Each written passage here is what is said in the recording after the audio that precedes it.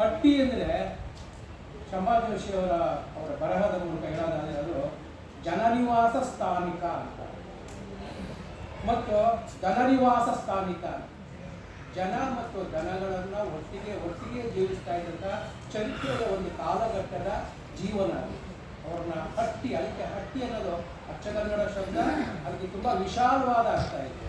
ಪ್ರಕೃತಿಯ ಜೊತೆಗೆ ಮನುಷ್ಯ ಜೀವಿಸ್ತಾ ಇದ್ದಂಥ ಕಾಲಘಟ್ಟದಲ್ಲಿ ಆ ಶಬ್ದ ಉತ್ಪತ್ತಿ ಆಯಿತು.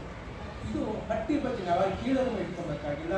ಅಚ್ಚಕನ್ನಡದ ಶಬ್ದ ಇದೆ. ಹಟ್ಟಿ ಅಂದರೆ ಒಂದು ಸಮಬಾಳ್ವೆ, ಹಸುಕರುಗಳು ಮತ್ತು ಮನುಷ್ಯರು ಒಟ್ಟಿಗೆ ಬಾಳ್ತಿದ್ದಂಥ ಒಂದು ಚರಿತ್ರೆಯ ಒಂದು ಕಾಲಘಟ್ಟದ ಒಂದು ಸ್ಥಿತಿ ಅದು. ಹಾಗಾಗಿ ಹಟ್ಟಿ ಅನ್ನೋದ್ರ ನಮ್ಗೆ ಯಾರು ಕೀಳಿರೋದು ಬೇಕಾಗಿಲ್ಲ. ಅದು ಮಾಡಿ ಅದು ಕಾಡುಗಳ ಹಟ್ಟಿಗಳು ಇತ್ತು, ಅವ್ರು ಇನ್ನೂ ಉಳಿಸ್ಕೊಂಡಿದ್ದಾರೆ ಹಟ್ಟಿಗಳು.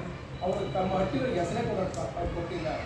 ಯಾಕಂದರೆ ಬೇಡ, ಅದು ನಾಗರಿಕ ಸಮಾಜದ ಯಾವ ಸಂಪರ್ಕವೂ ಬೇಡ ಅಂತ ಪ್ರತ್ಯೇಕವಾಗಿ ತಮ್ಮದೇ ಆದ ಜೀವನ ಶೈಲಿಯನ್ನು, ತಮ್ಮದೇ ಆದ ಜ್ಞಾನವನ್ನು, ತಮ್ಮದೇ ಆದ ಕೌಶಲ್ಯವನ್ನು ಉಳಿಸ್ಕೊಂಡು ಬರ್ತಾ ಇದೆ. ಹಾಗಾಗಿಯೇ ಮಾದಿಗರ ಹಟ್ಟಿಗಳು ಕೂಡ ಒಂದು ಮೂಲತಃ ಅದು ಕೂಡ ಒಂದು ಬುಡಕಟ್ಟು ಸಮಾಜ. ಬುಡಕಟ್ಟು ಸಮಾಜದ ಎಲ್ಲ ಲಕ್ಷಣಗಳು ಅಲ್ಲಿದೆ. ನಾನು ಆಮೇಲೆ ಬೇಕಾದನ್ನ ಸಮಯ ಕೊಟ್ಟರೆ ನಾನು ಅದನ್ನು ಹೇಳಕ್ಕೆ ಇಷ್ಟಪಡ್ತೀನಿ.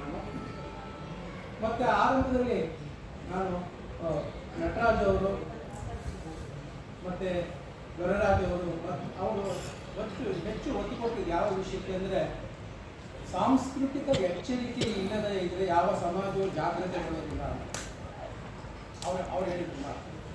ನಟರಾಜ್ ಕೂಡ ಅದೇ ಅರ್ಥದಲ್ಲಿ ಹೇಳಿದ್ರು.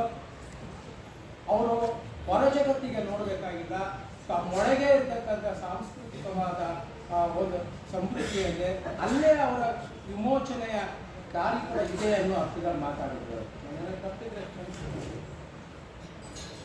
ಇದು ಬಹಳ ಸ್ಪಷ್ಟವಾಗಿದೆ. ಏನಪ್ಪ ಅಂದರೆ, ನಾವು ಇಡೀ ದೇಶ ಇವತ್ತು ನೆರಳ್ತಾ ಇರೋದು ವೈದಿಕರ ಕಬಂಧ ಬಾಹುಗಳಿಗೆ ಸಿಕ್ಕಿ ನಾವು ನೆರಳ್ತಾ ಇದ್ದೀವಿ.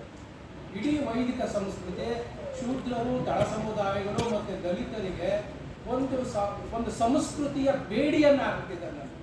ಬೇಡಿ ಹಾಕೋದಕ್ಕೆ ಬೀಗ ಹಾಕ್ಬಿಟ್ಟಿದ್ದಾರೆ.